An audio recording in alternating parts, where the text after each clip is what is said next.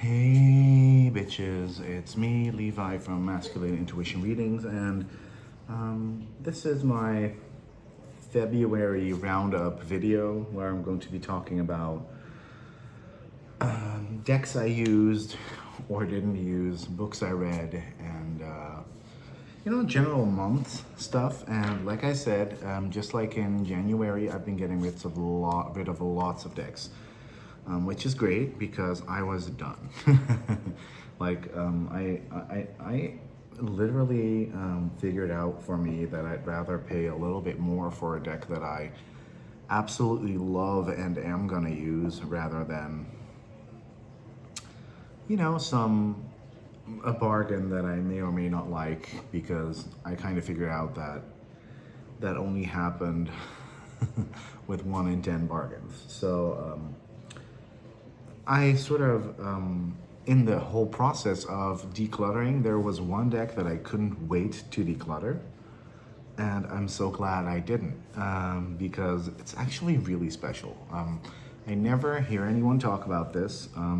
It's the Guardian Angel Oracle deck. This is a Chico book release. Normally Chico books have the square-shaped boxes with decks by Jane Wallace, and you take the little top off and it's crap. And then they did one other release like this, which was the Heavenly Bodies Astrology Oracle, which is my favorite astrology deck. And then they did this, and I was annoyed by it because this is still really expensive new. However, so that's why I was annoyed by it, because it's interesting, but I got it for cheap at TK Maxx. I got it for less than a tenner. You get the whole box within a box situation, which, worked for Heavenly Bodies because it's a deck that you can use without the book. This one you can't. But what I have found out is that this is not really a deck. It's not an Oracle deck. If you want to look up whole walkthroughs of this ain't gonna be it. I'm just gonna be showing you something.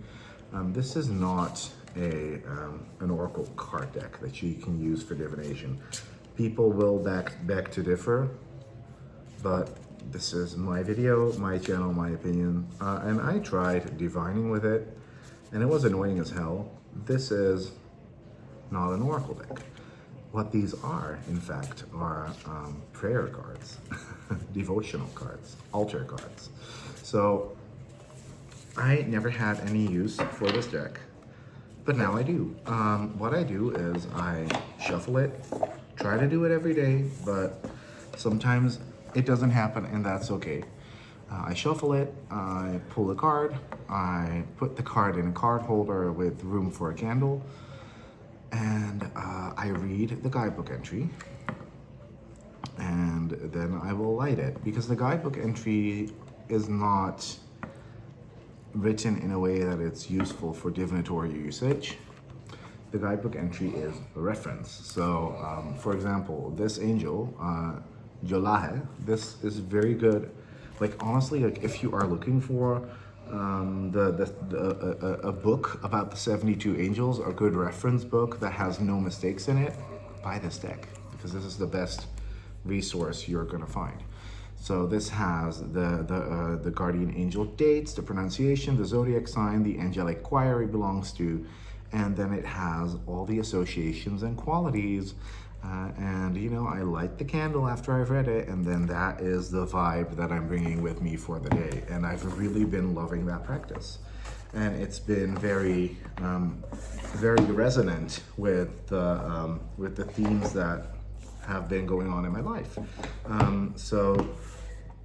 When put into my little card holder with the candlelight combined, the sort of romantic aesthetic really, I don't know, it really literally lights up my world. So this is one I'm really happy to keep, which was funny because, this deck sucks as a divination deck. Like, there are no messages to be had, but it's really good as a little devotional tool, which I really like because I never had a practice like that. And it's giving me peace of mind. It's doing a lot. So that was for the stuff that I kept.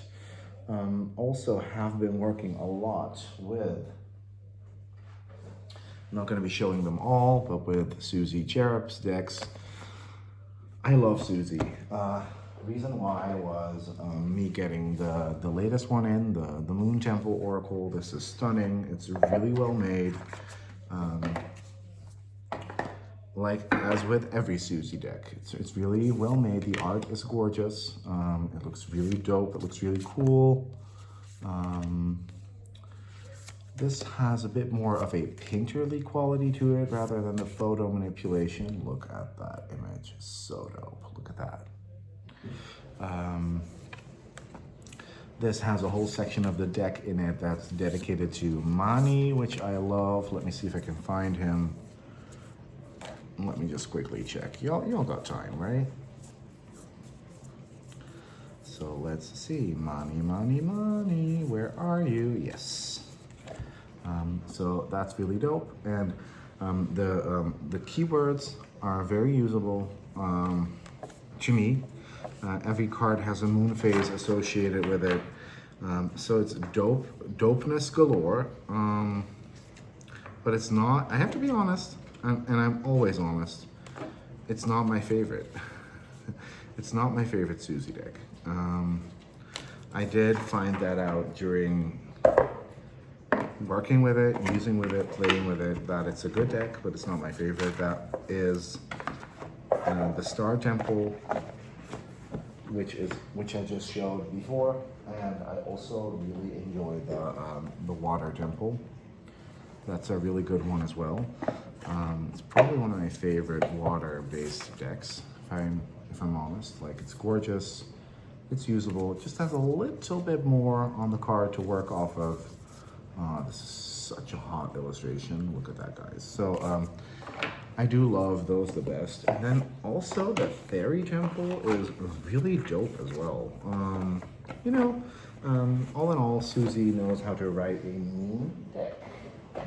She never disappoints. Also had really worthwhile and meaningful experiences with the Oracle of Pluto. In my deck call, I found this, and this is a weird one because people were like, what's up with the stupid shadow puppet figures on the cards, you know?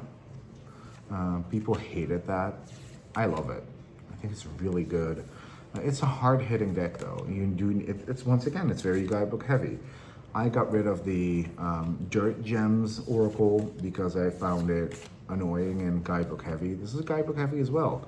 Why do I want to keep this? Because this is, I guess it does come down to very very subjective things such as the vibe. This is my vibe. And the Dirt Gems Oracle with its feigned deep depth was not the vibe for me. So yeah, it's really good. It has really interesting messages. These running press boxes, although I found them kind of cute at first, they sort of have this satchel vibe. They can fuck off and die because they're annoying as hell. But yeah, really great messages from this. If you can pick this up for cheap, get it because it's good.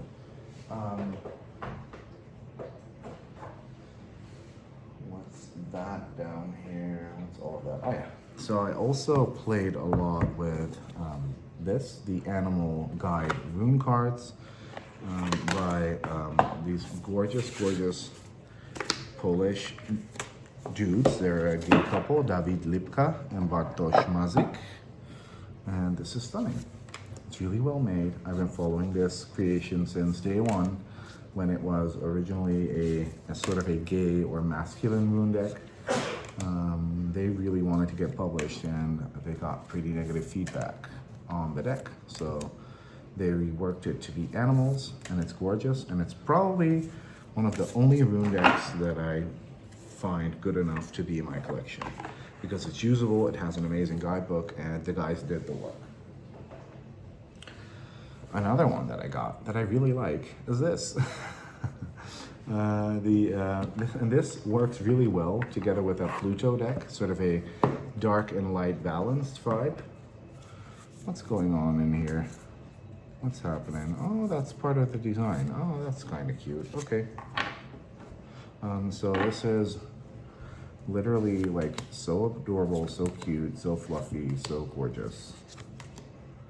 It's amazing, and it's guidebook heavy as well, if you want it to be. I find it to be quite easy to use if you're symbol savvy, animal spirit, symbolism. If you're symbol savvy, you got this. You can use this however you want, which I do like a lot. So yeah, that was definitely a fun experience too. But the best thing. This right here, this Divine Masculine Healing Oracle, this came in directly from Blue Angel because I couldn't wait till July. I'm working on a deck that sort of has a similar vibe to this, and I feel intimidated. That's how good this is. And it's really well made. The illustrations are so gorgeous. Another guidebook heavy one. But you know what, guys? I've been taking my time. Oh, this is really stunning. You know, sometimes looking at things through the camera lens sometimes makes it like you're watching it for the first time. This one is a little bit meh to me. Don't really like this one, but it's just so pretty. Oh, so well made. So you know, if you have like your gods, titans, heroes knowledge on point, you could even use this without the guidebook. I love this rock art, by the way. But then the messages in the guidebook are just so different from what you'd expect and so non-standard. So for example, I got Narcissus as one of the cards, and I was like, oh yeah. You're too like self-absorbed, blah, blah, blah. And then I read the guidebook entry. I'm not gonna read it all, but I'm gonna read the little blurb at the beginning. And rather than being very shadowy and annoying it's literally telling you to slather yourself with self-love, to keep the opinion of others from hurting you. Constructive criticism will no longer feel like an attack when you allow your flaws to be seen in the light. So well written.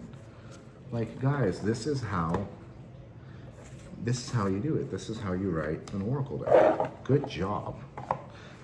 Christabel is fabulous. So, and Cecilia as well. A really good illustrator. Yeah, some other stuff came in that we're not going to talk about, but it came up that we're not going to talk about. But this little combo right here is kind of foul. So I have been seeing this Venice Witch deck on Instagram for the longest of times. I think it used to be indie. Correct me if I'm wrong, but it used to be indie. Then it was like a French mass market thing, even though Lily Nguyen is from California, so I don't really get the how or why as to why it was published in France. Then Rockpool picked it up, the rest is history. Oh, look at these cool edges, dude. So fucking dope. So this works really well with this little deck that I picked up in Spain ages ago. Let me show it. So this was a little bit of a disappointment before because I didn't know it was a majors only. But you know, like I said to someone else this week, I'd rather have a good majors only deck than a really bad majors and minors, like those stupid inside editions. This is like, guys, this is a fashion deck. Look at that. This deck just screams fashion, and they look really good together, fronts and backs. Let me grab a good illustration to show it off. Look, they look amazing. Let me show you the backs. This is a really good set, so I would maybe draw like one major and then 2 oracle cards next to it. Chef's kiss. So yeah, that's that. This has been like, honestly, like a really good surprise. Let's be critical for a moment though, about the Venice Witch Oracle. Like, I don't know Lily Nguyen. I'm not friends with her, so I don't care. This is very much a vanity project because the artist is credited nowhere on the box, which means that, you know, she got her money's worth. She got paid off probably to. She does get a mention in the back. I did not know. I thought Lily Nguyen was the one who created the deck. But all she did was write the guidebook, which can be a huge feat. You know, it can be, you know, a really like intense process. These card write-ups though, no. No. No, no, no. So it very much feels like, I don't know, a girl with money who wanted to create an Oracle card deck back in the day and did it. And so this is more of an aesthetic thing. The keywords are very usable, thank God. So it's a really usable tool and it looks cute, and sometimes that's all you need. Sometimes that's all you need, but don't go looking for intense depth in this. It does very much fit with the Rock Pool's aesthetic. So, you know, that's pretty dope. I have been reading some books. I was reading I'm Glad My Mom Died. Had to quit that for a little bit, so now I'm reading a Dutch book, originally German, Krabat, which is a really, really dark folktale, which I used to read when I was a kid, and I'm really enjoying that. I got this cute little novella, which I'm dying to get into. Let me read you a little bit. Every night in the college's ancient cemetery, 5 people cross paths as they work the late shift. A bartender, a rideshare driver, a hotel receptionist, the steward of a derelict church that looms over them, and the editor-in-chief of the college paper, always in search of a story. One dark October evening, in the defunct churchyard, they find a hole that wasn't there before, a fresh open grave where no grave should be, but who dug it and for whom? Before they go their separate ways, the gravedigger returns. As they trail him through the night, they realize he may be the key to a string of strange happenings around town that have made headlines for the last 5 weeks, and that they may be closer to the mystery than they thought. So I got this as a cute little hardback, which I love. Fabulous. So I'm going to be reading that soon. And also, I don't know if she's going to watch this, but my good Dutch friend Natalie, I got her book. I've had it for a while, but I haven't really been in a high fantasy mood. So we will get to it when we get to it, but it is on the trolley, so that's pretty great. And yeah, this is sort of all of it for now. Thanks for watching, and